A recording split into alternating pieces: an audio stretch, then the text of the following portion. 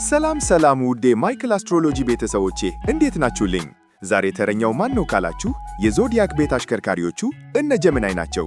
እስኪ ጀሚናይ የሆነ ሰው ካለ ኤቼን ያውጣ። ለጀሚናይ ፍቅር ማለት ምን እንደሆነ ታውቃላችሁ?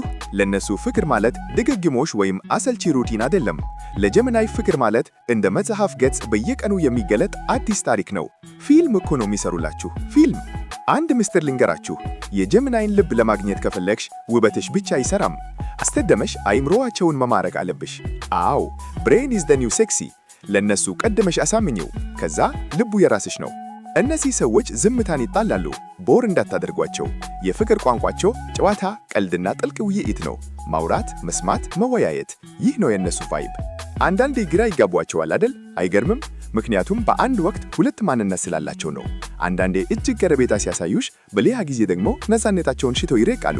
ዛሬ ሙጭጭ ይላሉ፣ ነገ ደግሞ እስኪሰጠኝ ይላሉ። እገልነኑኝ። ይህ መለዋወጥ ግንኙነቱን አሰልቺ እንዳይሆን ያደርገዋል። ከጀሚናይ ጋር መኖር ማለት ቃማ ያልቅ የሐሳብ ምንጭ ጋር እንደመኖር ነው። በየቀኑ አዲስ አይዲያ፣ በየቀኑ አዲስ ጨዋታ። ስለዚህ ምክሬን ስሙኝ፣ አታፍኗቸው፣ ነፃነት ስጧቸው፣ አብራችኋቸው ሳጉ፣ አዳዲስ ነገሮችን አስሱ። ያኔ የጀሚናይን እውነተኛና ጣፋጭ ፍቅር ታገኛላችሁ። ይህ ማይክል አስትሮሎጂ ነው። ፒስ